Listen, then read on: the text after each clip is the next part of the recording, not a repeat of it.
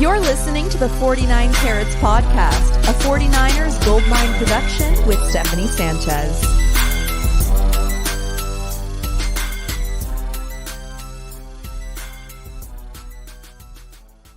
What's going on, everyone? Welcome to another edition of the 49 Carats podcast. I'm your host, Steph. It is Monday, April 22nd. We got some new comments from 49ers GM John Lynch.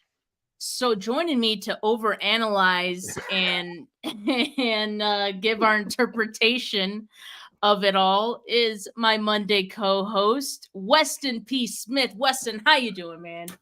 Steph, I'm great. I feel like I'm finally back in the groove here, proving I am an actual 49er fan. It's actually my youngest son's first birthday, so happy birthday, Walker. Oh, happy birthday. Let's go. Can't believe it's been a year, but I'm fired up actually. I feel like all smiles coming out of that press conference, and I'm more than happy to overanalyze with you this evening. Awesome. Loving the digs back there, the new background. And yeah, you're looking cozy in your new spot. I love the on-air LED. Guys, he's ready to go. Weston is cooking over there. But I want to start off the show by getting to this question because David in the comments, thank you, David, for this question. I know you asked it in the other chat with Ashley, but we had just ended when I saw it, so I'll get to it first. He says, Steph, what are the odds of our 49ers drafting an O-lineman early?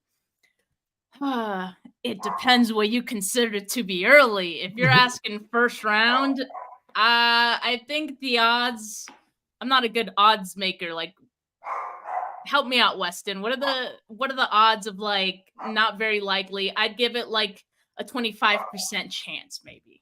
I'd go a little higher, and I say because I think this team's in a spot where that if their person is sitting there, that even if the grade says it's 10, 12, 13 picks later, I don't think they're going to roll the dice. I think they're going to do it. And I'm going to use John Lynch's words against him because it's something that you and I have talked about multiple times on your show, is that these teams put first round grades on players. Traditionally, it's anywhere from 15 to 20, even though there's 32 picks. John Lynch said that they had 22 first round grades given. So to me, if one of those linemen that might be a fringe second rounder carries a first round grade because theirs is going to look different than everybody else's, they're going to pull the trigger. So you're saying 25%, I'll say like 35%, right? But I think there's Jesus. But I think there's a fair chance, depending upon like, it's all about how the top of the board shakes out, right? And it's like, is it going to be 4 quarterbacks in a row, and then the teams get desperate and go draft wide receivers, and you have a run on them, and then all of a sudden there's 5, 6, 7 solid offensive linemen sitting there? I wouldn't be shocked, but I don't think it'll be a tackle.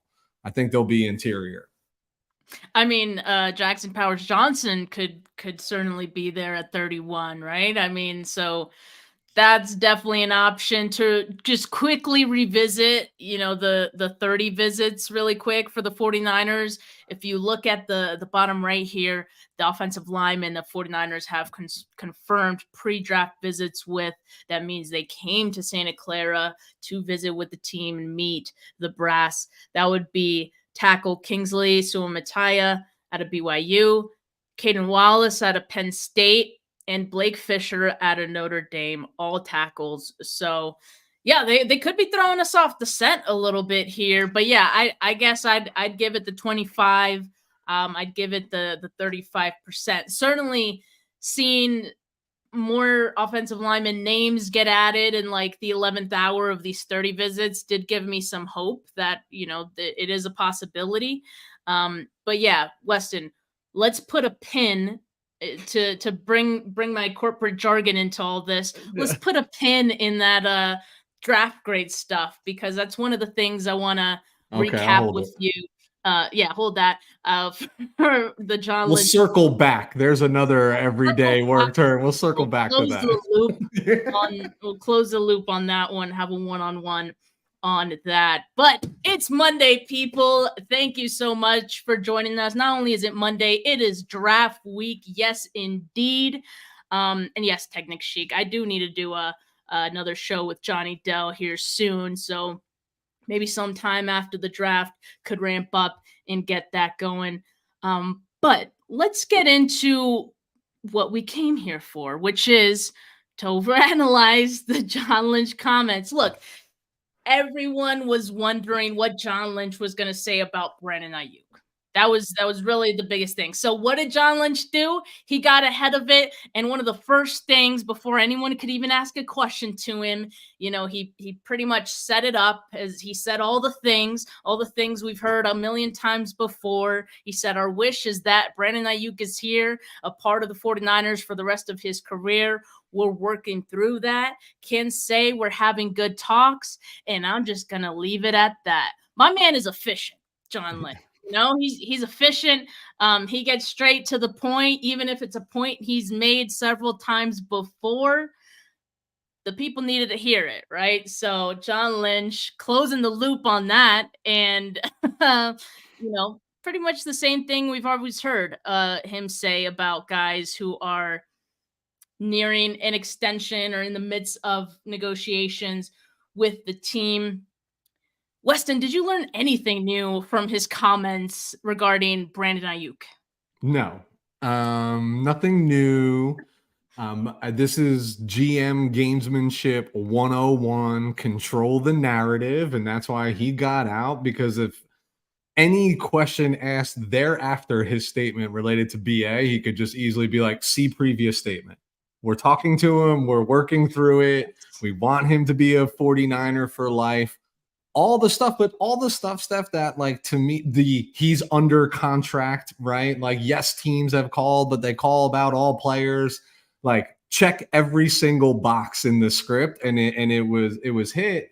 I think if anything, it just continues to give me confidence around not just my opinion, a shared opinion here, that BA is not going anywhere. Like, I think he alluded to his track record or their track record of success in retaining the players that they covet. And I do very much feel BA is somebody that they covet. I mean, he even pointed out the Debo situation 2 years prior, like his partner wide receiver. To me, and that doesn't necessarily mean that I'm like breathing a sigh of relief, because I know once Thursday night happens, like, all bets are off, right? Like, somebody just might call you, you get really excited. You're like, holy shit, we're drafting. Like, yeah, I'll take 15 overall, like whatever it is. But no, nothing new was learned. Just steadfast in the 49ers are wise in wanting to retain BA, but it's going to be a large contract and it takes time to get done. Period. Point blank. So a couple things were confirmed. Some things that were confirmed that we already figured because we're not stupid, right? Like, teams have called on Brandon Aiyuk. John Lynch said, sure, we get called on a lot of players. His nice way of saying no shit, right? Yep. And I think we all figured at this point that teams would be interested in Brandon Aiyuk. I mean, they'd be dumb not to be interested. And so, of course, they've received calls on Brandon Aiyuk, but that doesn't mean a whole lot. Also, he confirmed that Aiyuk has not been at voluntary workouts, like has been widely perceived for some reason. That was the thought, that he was there. He hasn't been. So, I mean, par for the course. Once again, I mean, it'd be kind of dumb for him to be there and risk injury. Of course. It's not really a surprise that he isn't there. Now, John Lynch did get the question, regarding some of the timelines that they've done their contracts in the past, and that timeline impacting their season afterwards. Deebo Samuel, Nick Bosa, both of those players openly admitted after their big extension seasons that offseason they were a bit distracted. It did impact their preparation for the season and hence their season. And so when asked about that, John Lynch said, quote, "I'm right there with everyone else. I'd sure like it to happen sooner." And so the sense that I get, if it is any consolation at all, that John Lynch would like to get it done sooner. I don't think he's just saying that. Like, I think there is actually a chance that the Aiyuk deal gets done sooner than Debo, sooner than Bosa. Those were hardball deals. And I'm not saying that Brandon Aiyuk is like not playing hardball or anything like that. But I also feel like there's, I don't know, it doesn't seem as dire as the Debo situation. And while the Nick Bosa extension negotiation offseason was clean, like we didn't hear about any rifts or anything, we knew that was going to be a massive, massive, you know, what is it called? Something setting. Record setting, position, market setting. Market setting. Thank you. It's Monday. Closing loop, Steph. We're just talking business talk all night. This is why I have you on the call right here. Thank you. Yeah, so market setting deal. And, I think this is going to get done quicker with Brandon Aiyuk because I don't get the sense that it's going to be that same kind of riff and hardball deal that those two were. And I think they're honestly probably just waiting for the Eric Armstead money to come through. And that is going to come through June 1st. So, yeah, it's funny, Steph, because I do think this is a drastically different situation than the Debo situation, right? Like, I think Debo and his camp solidified that, hey, like he was coming off of that year. And we know that year was special, 21, right? Where he was doing everything. So he wanted to be market setting, paid like a number one, etc. It's hard to pay Aiyuk like true number one. He's not going to set the market. He's going to get like low end number one, high number two type money. But I think what should put 49ers fans at a little bit more ease is I really do believe in the bottom of my heart that there was a part of Debo that did want to go. He wanted to see what else was out there. I'm reading between the lines here, and I don't think that's Aiyuk. Like, I don't think he wants to be anywhere else. I mean, Jesus, he's been training with TJ Houshmandzadeh, and literally Houshmandzadeh was just quoted minutes ago or plastered out minutes ago saying that Brandon doesn't want to leave San Francisco. He just wants to get paid. And that's fair. That's fair, right? And I think the 49ers want to pay him. Like, I don't think they don't want to pay him. So I think it gets resolved. I agree with you. I think this is like end of May, early June when you see Armstead money like freeing up. But I don't think this is like August right before camp. But we clear Saturday and Brandon Aiyuk is still a 49er, like he's a 49er. You know what I mean? Like, there's nothing cute's going to happen over the summer where he's going to get flipped or anything like that because you just lost all value. The value now is a pick now. It's not a pick next year. It's a pick now. And I got this question from Mark Graves in the comments. Why wouldn't you trade Aiyuk and 31 to the Chargers for the 5th pick? You could take a tackle to protect your soon-to-be $50 million quarterback, or even trade back a little and get more picks. I don't think the Chargers do that deal. I think the 49ers would do that deal all day long. For the 5th pick. Yeah. You remember how much the 49ers gave up to just move up a few spots to do the Trey Lance trade to move up to 3? Yeah. I mean, that costs several first-round picks and a couple of other picks. There's no way this deal would happen. I mean, the 49ers, yes, would run to make that one happen. I'd cash that check all day long. But here, take the semantics out of it of like draft charts and like what each pick is worth. Like 31 in Aiyuk is not enough to get 5. It just doesn't accumulate enough, like on the Jimmy Johnson draft scale. But take all that out of it. If you're the Chargers, there's no way in hell you do this because your win in this is Brandon Aiyuk as a wide receiver. When you're drafting 5, you might have Marvin Harrison Jr., you might have Malik Neighbors, you might have a top-tier rookie wide receiver that you don't have to pay an absorbent amount of money. You take on BA, you're taking the contract too. That's different than just taking the player. You know what I mean? Like, I do this all day long. If I'm the San Francisco 49ers, I laugh and slam doors closed if I'm the LA Chargers. I almost called them the San Diego Chargers. To cap the John Lynch, Brandon Aiyuk portion of the presser, John Lynch was asked, is there any chance Brandon Aiyuk is not on this roster Friday? Lynch said, quote, "I wouldn't anticipate that." It isn't a no. Like, if you recall last season when it was Nick Bosa, it was a resounding no, basically, when he was asked a similar question. Now, with Brandon Aiyuk, I wouldn't anticipate that. Leaves the door slightly open, but the reason is this. We just looked at the scenario there, and you just brought up a good point. Like, why would the Chargers do that when at the 5th pick they're in position to get Marvin Harrison, who could be a transcending player, as we know, a wide receiver, and he's going to be on a rookie contract for the next 5 years. So, if, let's just say hypothetically, the Chargers or any other team for that matter wanted to trade a first-round pick for Brandon Aiyuk, they would be giving up potentially picking up or drafting a first-round wide receiver on a rookie contract to then pay Brandon Aiyuk a $25 million plus APY deal, multi-year deal, and losing their first-round pick in the process.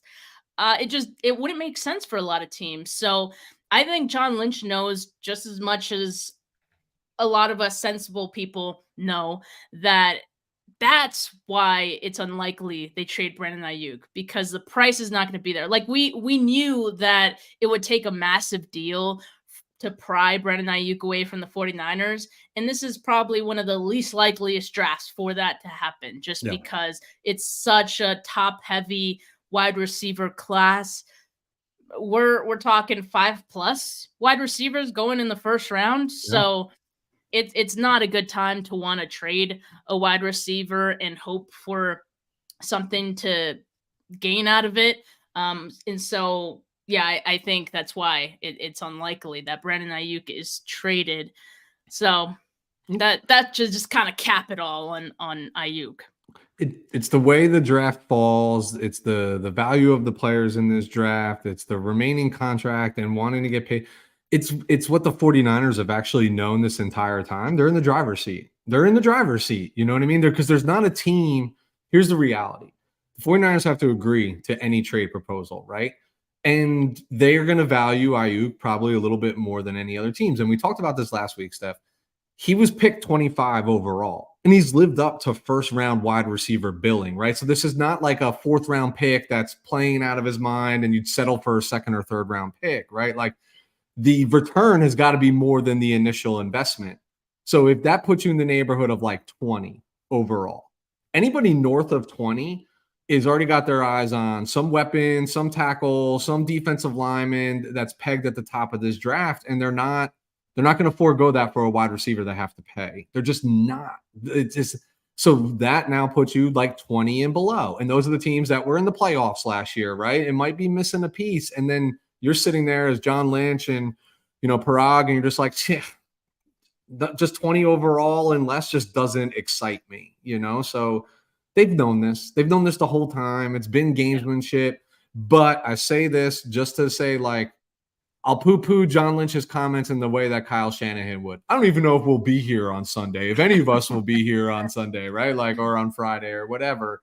But the reality is like, I'm telling you, draft day, first round, brings crazy scenarios, right? Like, just think about when we saw like AJ Brown get shipped from Tennessee to Philadelphia, and you're like, well, where'd that come from? You know what I mean? Like, things can happen, and I think you get caught up in like the new shiny toys, like, let me go find one, but I just don't think there's going to be a package enticing enough, and I think the 49ers already know that and have concrete boots on, and they're like, we ain't going anywhere, period. I think it was more likely, and it was probably closer, that Deebo Samuel got traded, a couple years ago than Brandon Aiyuk this draft, right? So, I don't think he's going anywhere. I think the Deebo thing, and I know you want to move on to this point, so this is the last thing I'll say, is like the Deebo thing like had just different layers and different dimensions, because what is the market for a guy who plays wide receiver, plays running back, can return kicks, can do all of these things, right? That was a problem in the contract negotiation. Like, you call yourself a wide back. Do I pay you like a wide receiver? Do I pay you like a running back? There was so many. So it wouldn't be crazy if somebody came with some off the wall type offer just to get this like premium playmaker on their team. Somebody like a Christian McCaffrey. I would argue like they're like the same player. One just chooses to line up behind the center more often than not, and one is split out wide. At the end of the day, Brandon Aiyuk is a wide receiver. That's what he does. That's what he is. So there's no mystery in like how you're approaching this player and how you value that position for your team. Where Debo was just a different talent that brought different things, and we all saw it for the world to see how he single-handedly carried the San Francisco 49ers through the playoff run to the NFC Championship game. Single-handedly. Like, I was at that Green Bay game. He willed himself. He got hit in the backfield, willed himself to that first down for Robbie Gould to kick the game-winning field goal. Like, wow, different. Different scenarios. Brandon Aiyuk is a San Francisco 49er. He will get paid. It's probably in the area of $24-25 million. And we'll be back to talk about it. Like, that's the way it's going to go. Exactly. It's going to be very anticlimactic. This Brandon Aiyuk situation come one week from today. But let's move on to one of the other big takeaways from this John Lynch presser. And that is, you kind of mentioned, Weston, that this draft is going to be interesting. And I think especially the first round, for one, the 49ers said they have 22 players with first round grades, as you mentioned earlier in the show. To kind of dig into that really quick, I mean, the 49ers are at pick 31. You only have 22 first round grades. What are the chances really that any of your first round grade guys will be available at 31? Now, it is possible. It's not like the first 22 picks are going to be like the 22 guys they have a draft grade on. Different teams have different, grades on different players. But being at 31 definitely, lowers the chances of one of those guys being there for the 49ers, which begs to question, will the 49ers trade up? Or will they stand pat, hoping that one of those 22 guys will fall to them? And if they're not there, would they trade back then? Because also John Lynch mentioned that, teams are interested in 31 because, teams that are in the beginning of the second round, around that, they like to jump other teams that are at the start of the second round. So 31 would be a prime spot for another team to move up, especially if there's like a quarterback, say, available. And so that, to me, it could mean a lot of movement, potentially. Well, not a lot, but it could mean some movement for the 49ers on day one, whether it be up or back. I don't think the 49ers pick at 31. I don't. And there's a couple things that were telling to me in the John Lynch press conference. Things that I'll combine these into like one statement, right? But it was like 4 compelling things that were mentioned that to me signify like what's going to take place probably on Thursday night. Was, first of all, we have 10 picks, and I don't know how many people will actually make this team. What does that tell me? We don't need to make all 10 of these picks. He said that, yes. Right? Then he said this roster is good. There might not be any immediate needs. So we want to look towards like next year and down the line. That's where the offensive line comes into play for me, right? Because that's going to be a need. He said we need 3 to 4 contributors to come from this draft, right? Again, do I need all 10 picks, or do I need to hit on 3 to 5, right? And then the last thing that he said, the late rounds might suffer, because he mentioned specifically how they had like 83 players that they put draft grades on last year that went back to college that aren't even coming out in this. So that's going to affect their approach. That's going to affect a lot of the team's approach. And he specifically said that might make the back half of this draft suffer. Now, that's traditionally where the San Francisco 49ers have been really strong. So if I read between the lines and I put all these things together, I say they're making 7 picks, right? They're not making 10. They're sliding around. And I think in round 1, to your point, if I got 22 draft grades and I'm picking 31, how do I increase the likelihood? And I'm packaging some things. Now, I also think since they sit at 31, there's a high likelihood that they just move out of the first round entirely. Not what I want to see. I'd rather them be the aggressive, slide up and go get somebody. But I do think there's the possibility of that, because whether it's a quarterback, whether it's a defensive lineman, whatever it might be, a team is going to want to jump because if they really like that player, they want the 5th-year control, right? That is literally what's the most valuable about drafting like 29, 30, 31, 32 is they're probably second-round talent, but I get a 5th-year roster option to control that player if it pans out. The only way I actually see them, if they sit at 31, Steph, to me, it actually feels like it's probably a lineman, offensive or defensively. And I say this because, again, teams put 15 to 20 first-round grades on players. There's no bigger – the position that provides the biggest discrepancies on what I would view as a first-round talent versus maybe what you would view as a first-round talent is – the trenches, offensive and defensive line play, because teams covet different things based on whatever scheme is in place, right? Like, so to me, if they sat at 31, it's somebody in the trenches. It's Chop Robinson. It's one of the guards, right? Like it's somebody like that would be the pick. But I don't. If I was a betting man, I would say they're not picking at 31. Yeah, and so it sounded like there were 170 draftable grades. The 49ers had, gone through some of the players that had declared and guys who they thought were going to declare for the draft. And he said, so 83 in addition to that. So yeah, I guess 83 plus 170, but now just 83 players who had draftable grades for the 49ers. And so going back to, the fact that he mentioned they just have 22 first-round grades. But what was interesting is what he said when he said this. He said, quote, when we like players, we draft them. And I think we don't get beholden to, well, the league sees them here. So 22 is kind of where we're at, 22 first-round grades. I think anyone who has followed this team closely or even not so closely these last few years know this about the 49ers. They do not care about the consensus on a player. They only care about where they have that player pegged in their board. And it's not necessarily always the same as what another team or most of the media, most draft analysts would have a player on. And so that's where it gets interesting. But in their mind, they're looking at it as we just draft the players we like. We just draft good players. And so, yeah, I think you make a great point, Weston. It's probably more likely that we would see a trade up in this draft.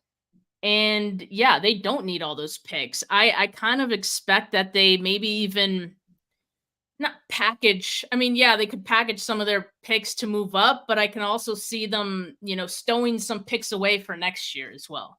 I think that's something we see because the big needs aren't this year. We've seen how this team has operated in free agency. They've taken care of anything that one might consider a need for this season.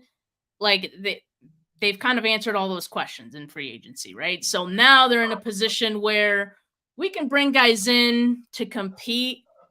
We want some of these picks to be for next year because next year there's a lot of needs and even a year after that.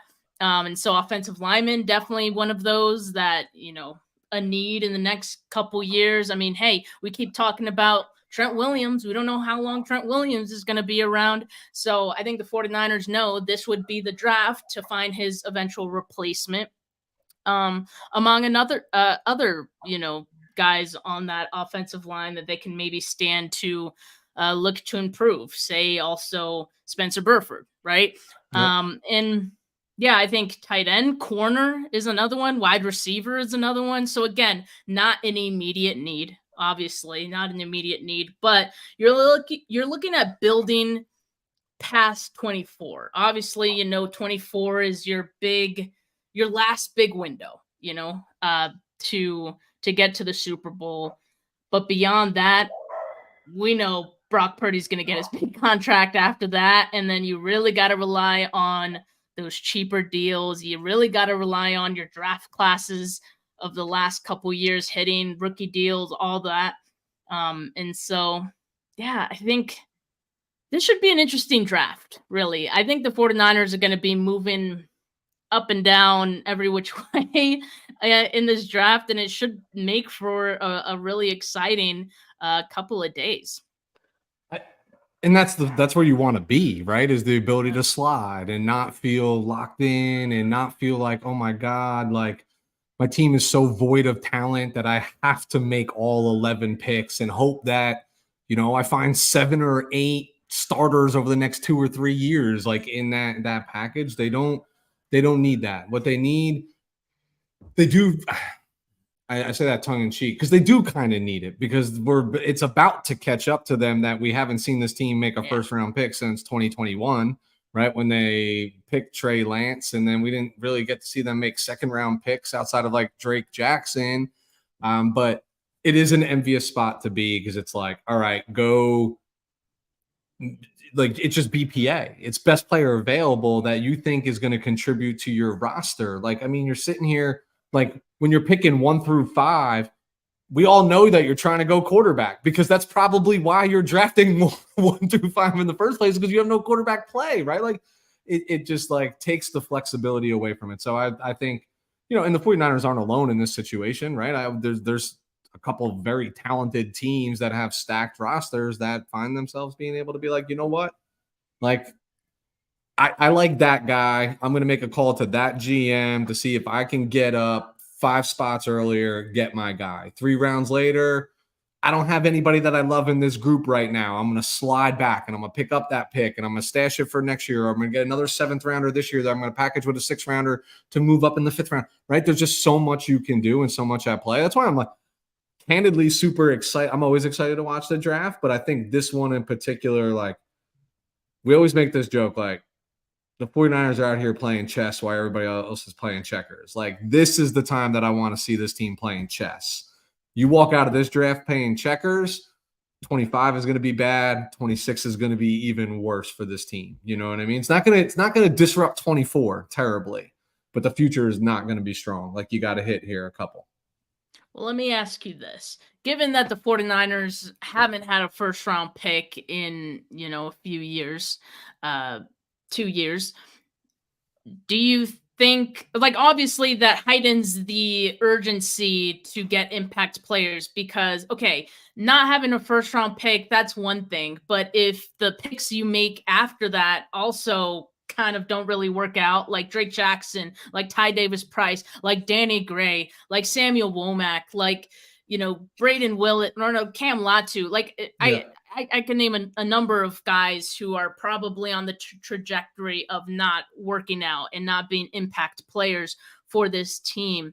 Do you think that heightens their urgency of moving up in this first round, because it's been so long since they've had one? But Yeah. I mean, let's face it, this first round pick is closer than a second round pick.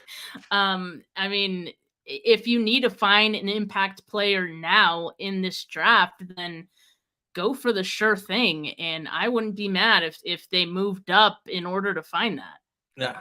I wouldn't be mad either. I think if I'm the GM, it certainly increases everything you just described, would increase my urgency to go make a splash for our, the future of the franchise. But I honestly, you said it before, like, they just don't succumb to public discourse, right? Like, they don't care. And you know what? They're resting on, like, you guys really going to question what we do? We've been in 3 consecutive NFC championship games. We played in the Super Bowl. And for all those busted draft picks, all they have to do is look at you and say, Fred Warner, Dre Greenlaw, George Kittle, Deebo Samuel, Nick Bosa, Brock Purdy, Talanoa Hufanga, people who you literally can strap Pro Bowl and all pro players to their name, like up and down the roster.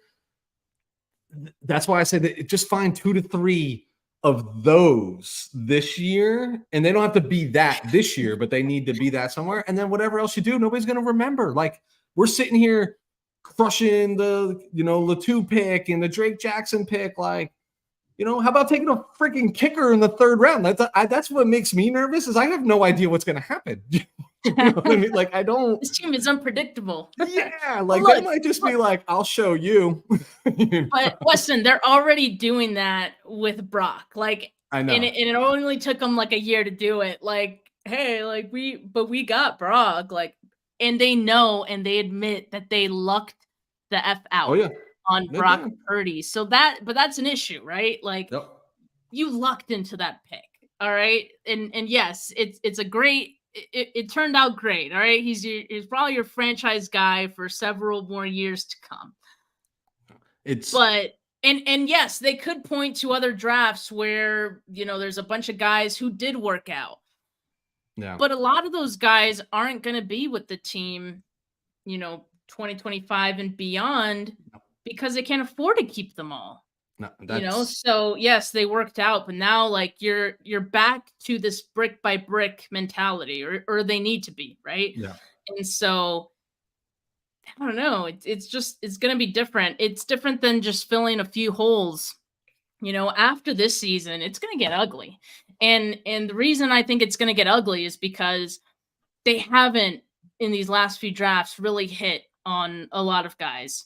No. Sans Brock Purdy. Like that's probably the only saving grace. But if you look at the last two drafts, I don't really see like a lot of impact guys. Jair Brown to me, like, yes, he's one, and okay, Jake Moody, fine, but he was a 3rd round pick, all right. But aside from that, I mean, you need more. You need more, and you need it now. You need it now, and you need it in 2025, and you need it in 26 to ensure that you can keep going back to the big dance, to ensure that you can be a competitive team like you have been, right?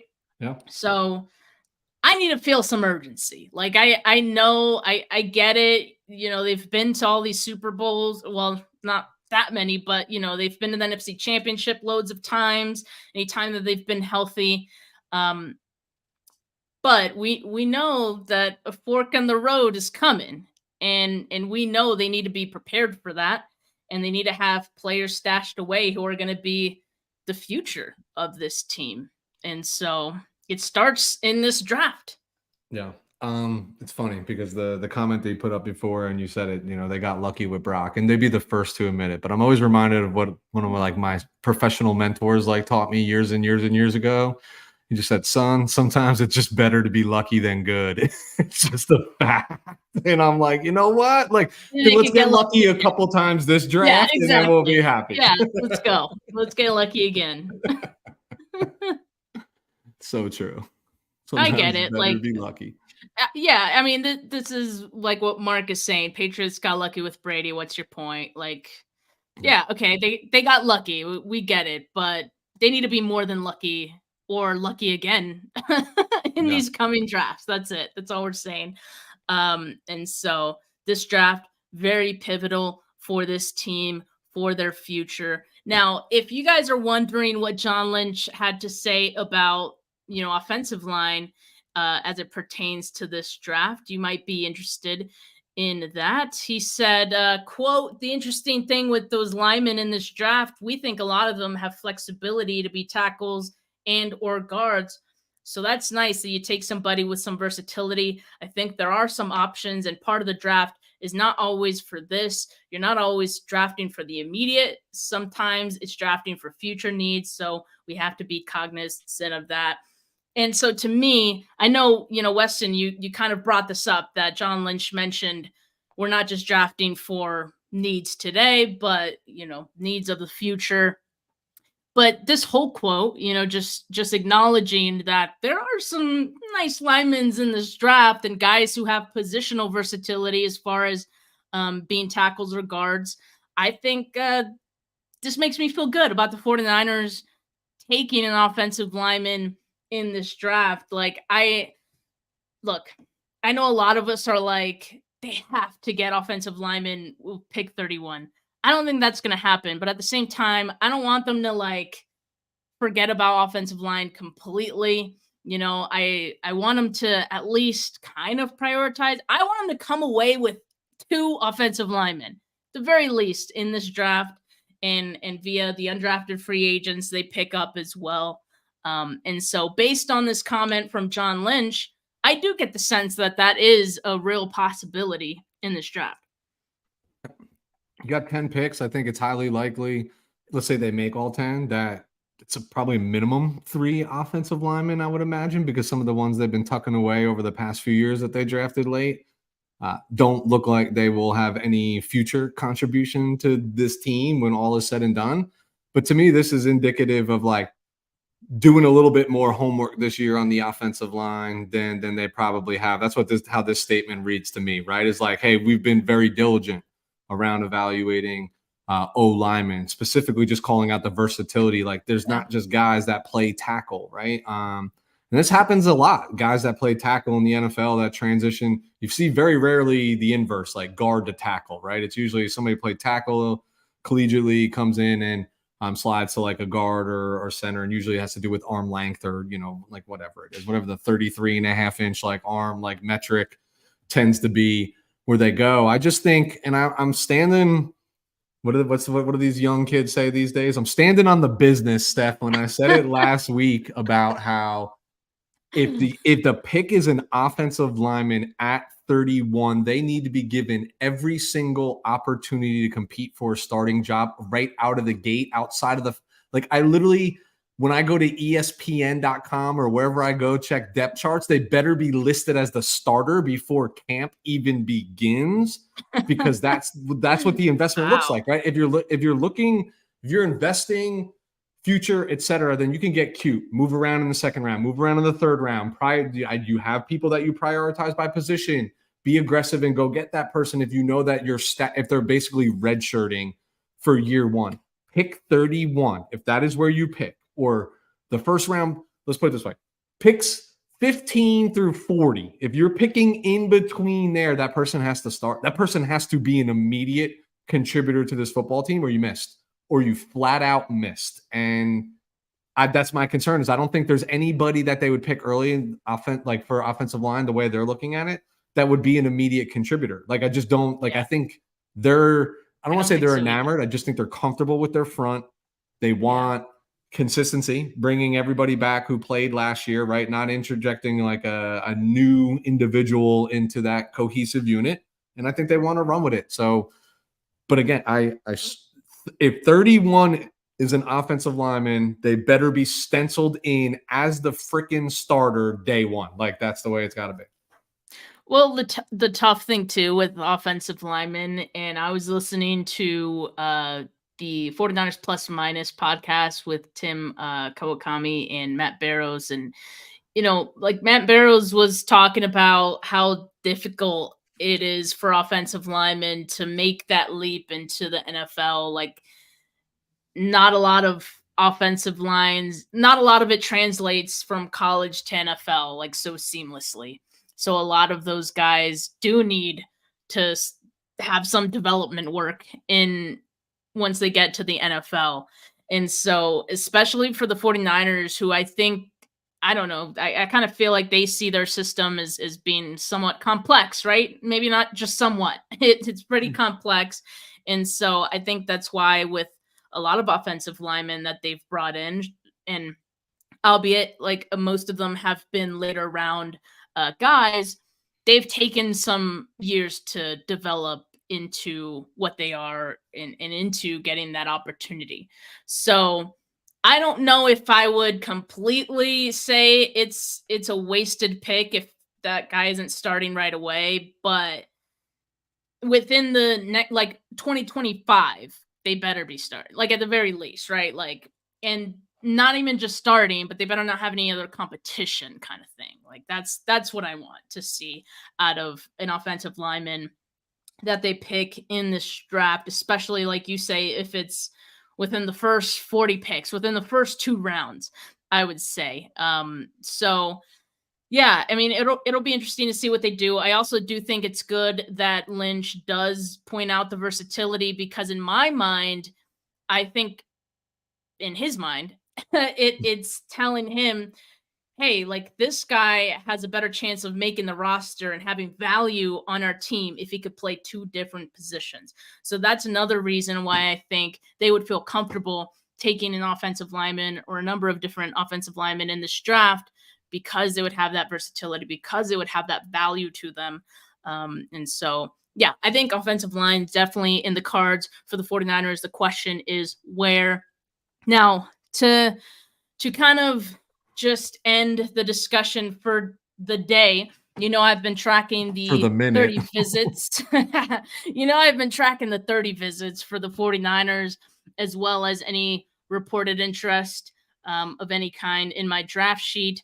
Of course, the 30 visits are probably the most indicative of who the 49ers either draft or bring in as priority free agents after the draft. So, couple of names that I wanted to draw attention to here that were added on since the last time we spoke. So we've got Nate Wiggins out of Clemson, cornerback.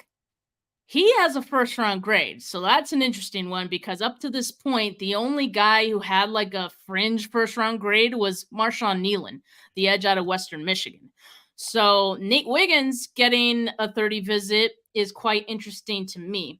The other guy who was added here was Johnny Wilson, wide receiver out of FSU. So those were the two that recently got He's the added big to this one, list. right? He's like Johnny Wilson. He's like 6'6" or something. He's a monster. Yeah, he's Yeah. huge. Here's what I have to say about Johnny Wilson because I got to see him firsthand at the Senior Bowl. I'm not a huge fan of his. You like his size. You see him, he's like, wow, like I want to see what he can do. He doesn't play up to his size. Like No, he plays soft. he doesn't use his size to his advantage. He's got Which hands I like don't feet like. too, if I remember. Yeah. I just remember because Florida State's always televised. I've watched him drop a lot of balls in college. Yeah. So I'm not a But huge God, fan. he's big. There were some rumors that maybe teams like him more as a tight end. I don't like that either because if you're showing you can't even use your size as a wide receiver, how are you going to use your size as a tight end? Like, no, okay, he's gonna get bodied. He'll get bodied in the I'm not NFL. a fan. I'm not a fan of it, but that's just me. Nate Wiggins, obviously, like that's exciting. Again, first round guy. And by the way, Matt Mayoko has been posting. He posted those last two, Nate Wiggins and Johnny Wilson, after the visits happened, right? Like few days after the visits happened, the 16th and the 17th of last week. And he posted it on Threads. I don't know anyone who's still on Threads. The Instagram version of Twitter, the Facebook, Mark Zuckerberg version of Twitter. That's where he posted it, and only there, not on Twitter. And I looked at these posts like within an hour of him posting them, and they had like 5 likes. Do you know how much more engagement those would have gotten on Twitter if he posted it on Twitter? So I don't know if this is like him trying to keep it under wraps, but then like, why would you even put it out in the first place? I was just like, what? This is weird. This is weird. I might just be looking into it way too much, but I just thought that was interesting. That is weird. And I would also say if we're giving Twitter advice that they should be posting on Twitter, I'll tell Twitter followers to just like stop listening to anything that Chris Sims says just because he's Kyle Shanahan's quote unquote best friend. Have we not been burned by this before, with the Mac Jones like saga? Like just stop. Just stop giving it credence. Stop buying into it. Just because he said it is not gospel. So that's our Twitter education for this evening. Thank you for attending our TED Talk. Thank you. There you go. We got a question from Stovey. He says, "Have they brought in Luke yet?" McCaffrey, Luke McCaffrey. Luke McCaffrey. As far as I know, he was not a reported 30 visit. I believe the only time that they have spoken to each other that has been reported is between the Senior Bowl and Combine is when they've met, and so it's possible they've met after that, but it hasn't been reported. So.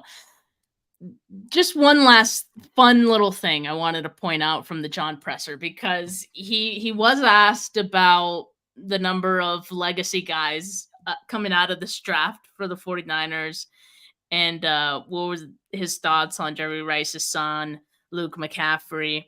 he said, "I believe in bloodlines. I really do." And so, I mean, it's hard not to buy into the hype, and he kind of admitted to that, and so, he kind of, it seems like he falls in love with guys based on that, but he has a scouting department, coaches to kind of, level him out and give their thoughts on some of those guys as well. But, being that there's so many legacy guys in this draft for the 49ers to pick, I wouldn't be surprised if they came away with at least one of them. Yeah. And quite honestly, I think Luke McCaffrey is like the best fit of them all to be a 49er and fit in that system. So we'll see. We'll see what happens. It's exciting. I think where Brendan Rice is, they're out of play on that. He's going to go higher than the other three in the draft. And I think these guys like Luke, like Frank Gore Jr., like Tariq Owens, they're going to be later round prospects where you can get cute, like you could roll the dice, you know what I mean? Like, I don't even know if Gore's son gets drafted, right? Like, do you bring him in just because, you need camp backs anyway, right? Like, do you bring him in because, Frank's still with the team, right? In a consultative fashion, last I checked, right? Like, he's still employed by the 49ers in some way, shape, or form. But I agree with you. I think Luke is the best fit for what this team does. And they don't have to bring him in for a top 30. They have his brother. They have the ear of his father. You know what I mean? They got everything they need to. You know what I mean? Like, hey, dude, just call me on my cell, Zoom. Like, we don't even need to mark this top 30. Don't worry about it, Yeah, exactly. So that's the benefit. Mark Graves asked, would Denver draft Luke? I think they absolutely would. I feel like the Broncos are very much also into like legacy guys, or just guys who are native to Colorado. Like they love that. That's why I wouldn't be surprised if like Trey Taylor, who I interviewed this offseason, safety out of Army or Air Force, I believe. I wouldn't be surprised if they drafted him too. Like, I think they like that. So Denver would probably be the other team that would be really interested. But dude, he's nice, man. Like Luke McCaffrey's nice. It would not shock me if teams, really like him. He's McCaffrey. He's a gamer. Like people exactly. Who wouldn't want a McCaffrey? Just to say you got him. You forget about Ed. Like Ed floundered around this league as a New York Giant, as a San Francisco 49er, and just scraped and crawled and got his opportunity in Denver. And then on that, he's a perennial Pro Bowler, winning 2 Super Bowls. They're just gamers. They're gamers. Absolutely. And I mentioned this in my show right before this one with Ashley. I was like, Luke McCaffrey was a quarterback to start off his college career. He's only been playing wide receiver for the last few years. So chew on that and think about how, he already looks like a natural at the position. He obviously works his butt off to, improve the nuances of being a receiver. I just love him. I'm not, look, you don't have to worry about me being biased because I am biased on these legacy players. All right. I can be. All right, so Luke McCaffrey, I want him to be a Niner selfishly. Let's start the agenda now. We got a week to go. We're starting the agenda. Yes, absolutely, man. This agenda has been a thing. It's been started.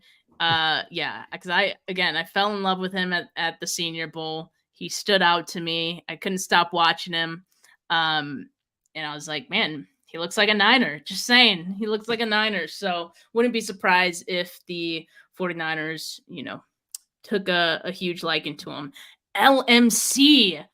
Man, I didn't even think about the acronym LMC, blocking for one of CMC's touchdown runs. Now, wouldn't that be a sight? I can already see it. Thank you, Technic Chic. I'll be thinking about that before bed tonight. And you know what? This is a good place to end it. I think we've had a great show talking about, John Lynch's comments about the draft. I'm so pumped for the draft. We're now just a few days away. Weston, any closing thoughts on the draft, on John Lynch, Brandon Aiyuk, any LMC, anything? I'll raise you one and say LMC throws a bubble screen pass to a wheel route to CMC in the Super Bowl next year, baby. Like that'll raise it all the way up.